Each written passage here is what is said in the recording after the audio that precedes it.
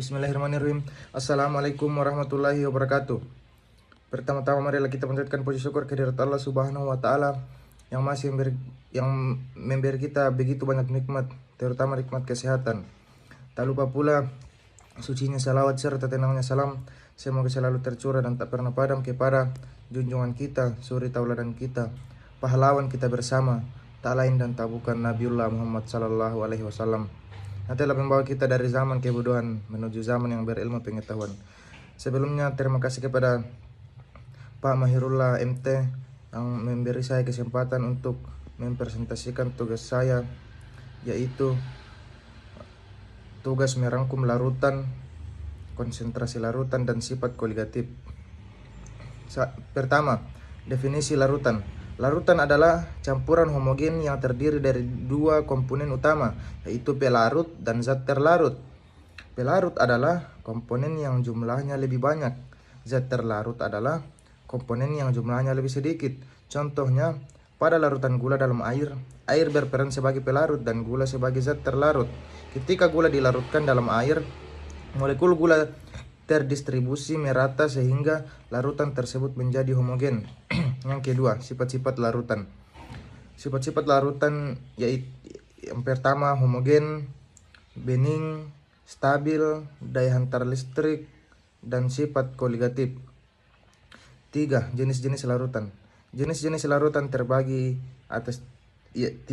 Yang pertama berdasarkan tingkat kelarutannya.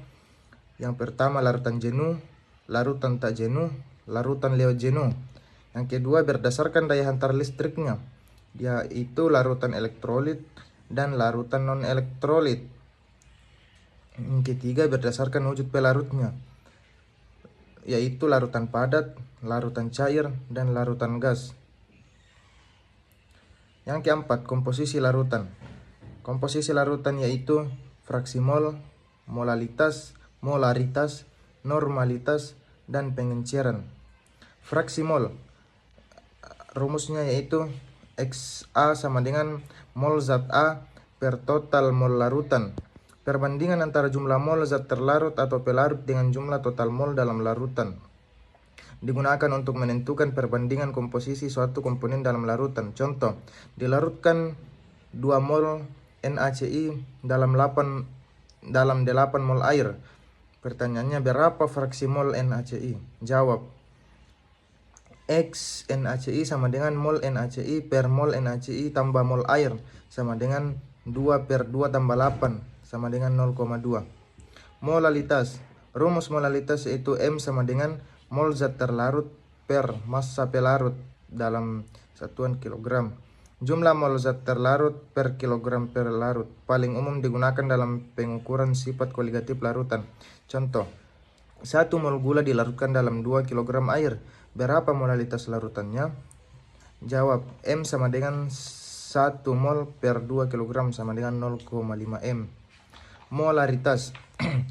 Rumus molaritas sama dengan M sama dengan mol zat terlarut per volume larutan. Jumlah mol zat terlarut per kilogram pelarut paling umum digunakan dalam pengukuran konsentrasi larutan. Contoh, 1 mol NaCl dilarutkan dalam 1 liter air. Berapa molaritas larutannya? Jawab, M sama dengan 1 mol per 1 liter sama dengan 1 M. Pengenceran. M1 kali F1 sama dengan M2 kali F2. Proses pengurangan konsentrasi larutan dengan menambahkan pelarut, di mana M1 dan F1 adalah konsentrasi dan volume awal larutan, sedangkan M2 dan F2 adalah konsentrasi dan volume setelah pengenceran. Contoh, diberikan 2 liter larutan dengan konsentrasi 3M. Jika diencerkan menjadi 1M, berapa volume akhir larutan? Jawab, 3M kali 2L sama dengan 1M kali V2. V2 sama dengan 6 liter. Yang kelima, sifat koligatif larutan. Sifat koligatif larutan dapat diartikan sebagai sifat larutan yang tidak bergantung pada jenis zat terlarutnya. Semakin banyak zat yang terlarut, semakin besar juga sifat koligatifnya. Sifat koligatif larutan diklasifikasikan menjadi 4 kategori, yaitu 1. Penurun tekanan uap delta P. 2. Kenaikan titik didih delta TB. 3. Penurunan titik beku delta TF. Dan yang keempat, tekanan osmotik atau jari-jari. Penurunan tekanan uap delta P. Pada tahun 1880-an, seorang ahli kimia Prancis bernama F.M. Raoult menyatakan bahwa penurunan tekanan uap berbanding lurus dengan fraksi mol zat terlarut. Delta P sama dengan P0 kurang P. Delta P sama dengan P0 kali X terlarut. Keterangannya delta P yaitu penurunan tekanan uap, P0 tekanan uap pelarut murni, P sama dengan tekanan uap larutan setelah penambahan zat terlarut, X terlarut adalah fraksi mol zat terlarut. Contoh soal, sebuah larutan dibuat dengan melarutkan 2 mol glukosa ke dalam 8 mol air pelarut. Jika tekanan uap air murni pada suhu tertentu adalah 23,8 mmHg, hitung tekanan uap larutan tersebut. Penyelesaian.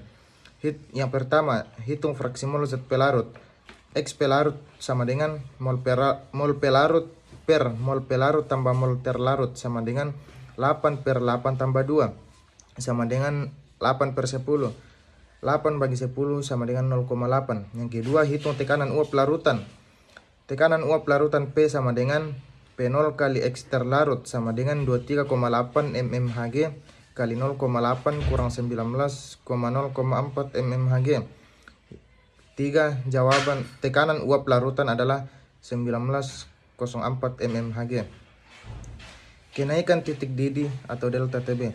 Titik didih zat cair adalah suhu tetap saat zat cair mendidih. Pada suhu itu, tekanan uap zat cair sama dengan tekanan udara di sekitarnya. Hal itu mengakibatkan munculnya penguapan di seluruh bagian zat cair. Faktanya, titik didih larutan selalu lebih tinggi dari titik didih pelarut murninya. Hal itu disebabkan oleh adanya partikel-partikel zat terlarut dalam suatu larutan. Dalam suatu larutan menghalangi penguapan partikel-partikel pelarut. Rumusnya delta TB sama dengan TB kurang T0. Delta TB sama dengan KB kali M. Keterangannya delta TB yaitu kenaikan titik didih, TB yaitu titik didih larutan setelah penambahan zat terlarut, TO yaitu titik didih pelarut murni, KB adalah konstanta kenaikan titik didih molal dan M adalah molalitas larutan. Contoh, suatu larutan mengandung 0,5 mol glukosa yang dilarutkan dalam 1 kg air. Jika konstanta kenaikan titik didih air KB sama dengan 0,52 derajat Celcius per molal, hitunglah kenaikan titik didih larutan. Yang pertama, molalitas larutan. M sama dengan mol zat terlarut bermassa pelarut kilogram sama dengan 0,5 per 1 sama dengan 0,5 molal. Yang kedua, kenaikan titik didih delta TB sama dengan KB kali M sama dengan 0,52 derajat Celcius per molal kali 0,5 molal sama dengan 0,26 derajat Celcius. Jawabannya, kenaikan titik didih di larutan adalah 0,26 derajat Celcius. Titik beku normal suatu zat adalah suhu ketika zat tersebut meleleh atau membeku pada tekanan 1 atm dalam keadaan normal. Titik beku pelarut murni akan turun saat suatu zat terlarut ditambahkan pada suatu pelarut murni. Hal ini disebabkan oleh pergerakan partikel pelarut dihalangi oleh partikel terlarut. Dengan demikian, larutan akan membeku pada suhu yang lebih rendah dibanding titik beku pelarut murni air. Rumus penurunan titik bekunya yaitu delta TF sama dengan T0 kurang TF. Delta TF sama dengan KF kali M.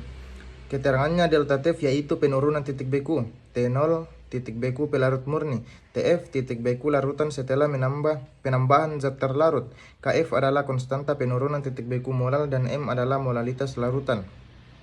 Contoh, larutan yang mengandung 1 mol urea dalam 1 kg air memiliki konstanta penurunan titik beku air KF sama dengan 1,86 derajat Celcius per molal.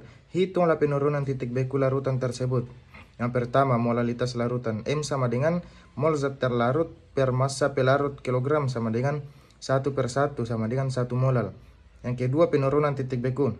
Delta TF sama dengan KF kali M sama dengan 1,86 derajat Celcius per molal kali 1 molal sama dengan 1,86 derajat Celcius. Jawabannya, Penurunan titik beku larutan adalah 1,86 derajat Celcius. Selanjutnya tekanan osmotik. Osmosis adalah proses perpindahan larutan yang memiliki konsentrasi rendah menuju larutan yang memiliki konsentrasi tinggi. Tekanan osmosis ini terjadi ketika terdapat perbedaan volume antara dua larutan pada kesetimbangan yang menghasilkan suatu tekanan guna menghentikan proses osmosis. Rumusnya itu QR sama dengan M kali R kali T.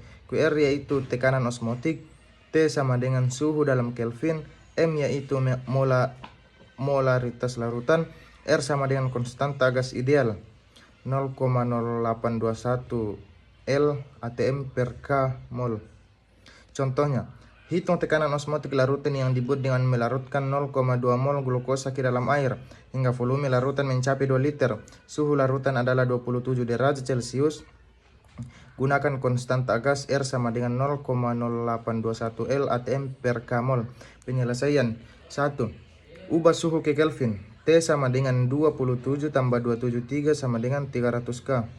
Yang kedua, hitung tekanan osmotik. QR sama dengan M kali R kali T, di mana M sama dengan mol zat terlarut per volume larutan sama dengan 0,2 per 2 sama dengan 0,1 M. QR sama dengan 0,1 M kali 0,0821 L atm per K mol kali 300K sama dengan 2,463 atm. Faktor yang selanjutnya faktor Van Hoff. Faktor Van Hoff menyatakan angka banding sifat koligatif larutan elektrolit dengan larutan non-elektrolit. I sama dengan sifat koligatif larutan elektrolit sifat koligatif per sifat koligatif larutan non-elektrolit. Sifat koligatif bergantung pada jumlah partikel zat terlarut dalam larutan. Jika zat-zat terlarut elektrolit sebelum terurai dianggap sama dengan zat non-elektrolit. I sama dengan 1 tambah A dalam kurung N kurang 1. Keterangannya non-elektrolit A sama dengan 0 dan I sama dengan 1. Elektrolit kuat A sama dengan 1 dan I sama dengan N. Elektrolit lemah A kurang dari 1 dan I kurang dari N. Sehingga rumus-rumus untuk larutan elektrolit berubah sebagai berikut. Delta TB sama dengan KB kali M kali I. Delta TF sama dengan KF kali M kali I. QR sama dengan M kali R kali T kali I. I sama dengan 1 tambah N kurang 1 kali A. Asam asetat CH3COOH terurai sebagian dalam air sebanyak 1%. A sama dengan 0,01.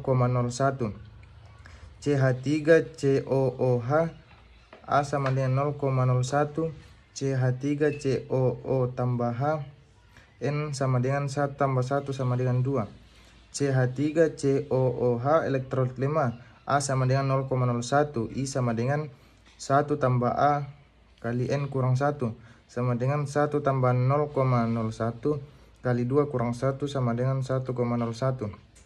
Contoh, sebanyak 0,4 mol kalsium klorida CaCi2 dilarutkan dalam 1 liter air pada suhu 25 derajat Celcius 298 K.